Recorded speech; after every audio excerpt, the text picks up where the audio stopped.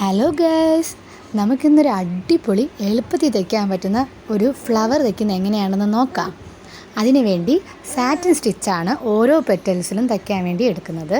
അതിനുശേഷം നടുക്ക് തയ്ക്കാൻ വേണ്ടി എടുക്കുന്നത് ബുള്ളിയൻ നോട്ട്സാണ്. ബുള്ളിയൻ നോട്ട്സ് വെച്ചാണ് പൂവിൻ്റെ ഉള്ളിൽ തയ്ക്കുന്നത്.